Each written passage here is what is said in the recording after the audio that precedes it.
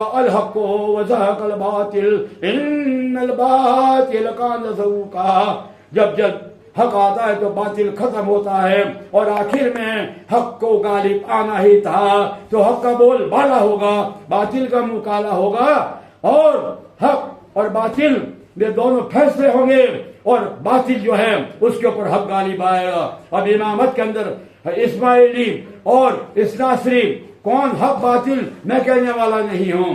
فرق اتنا ہے کہ اسناصری کے 12 امام جو ہیں وہ برحق آل محمد صلی اللہ علیہ وسلم سے اگر ان کو کسی نے گالی بکی تو ہمارا دل درد کرے گا، ہم کو ان کو برحق سمجھتے ہیں، باطل ہم نہیں کہیں گے. اور ادھر جو معاملہ حضرت اسماعیل علیہ السلام کی امامت کا، اب تو فیصلہ اللہ جانے وہ فیصلہ کب ہوگا. حضرت امام مہدی علیہ السلام امیر مولا کائنات کا جو وہ فیصلہ کرے، ان قریب ہوگا فیصلہ ہوگا. تو اسماعیلی جو ہیں وہ ہر زمانے میں امام کو مانتے ہیں.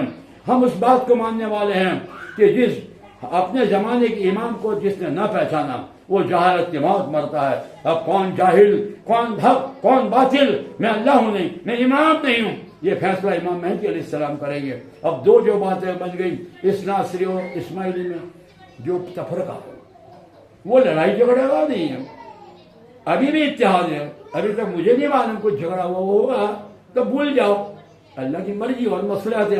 اب تو جاگ جاؤ. اور جو اتحاد میں دیکھ رہا ہوں اسماعیلی اور اسناصریوں کا، اسماعیلی اسناصری کے مجلس سننے جاتے ہیں، کیوں کہ علی والے دونوں ہیں. ہر خوشی کی ابتدا علی کی فضیلت کے بیان میں ہے. کیا بات ہے. ہر خوشی کی ابتدا علی کی فضیلت کے بیان میں ہے، اور ہر رنج و غم کی انتہا کربلا کے ذکر حسین میں ہے. ہم اس مصر میں ہم اسماعیلی اور اسناصری جو ہو گیا بھول جاؤ، دونوں علی والے ہیں، دونوں حسین والے ہیں، دونوں کربلا والے ہیں. ہم بھی شہید ہو جائیں گے، وقت آئے گا، اور اسناصری بھی ساتھ دائیے، وہ وقت بتائے گا، یہ ظہور ہوگا. اب اصلاح کرنا یہ چاہتا ہوں کہ حضرت امام جعفر صادق علیہ السلام کے بڑے بیٹے کا نام اسماعیل تھا. اسماعیل، مگر میں کہوں یا اللہ ہم تو ان کو اسماعیل علیہ السلام کہیں گے، چاہے ہم پر زمانہ لعنت بھیجے، ہم ان کو زمانے کے حاجت اس وقت کے، تو ہر زمانے امام ہوتا ہے وہ یہ اسماعیلی ہیں. آپ ہم کو بات منوانے کی ضرورت نہیں. میرے پیارے بچوں، میں تو سب زمانے کا عاشق ہوں بیٹا.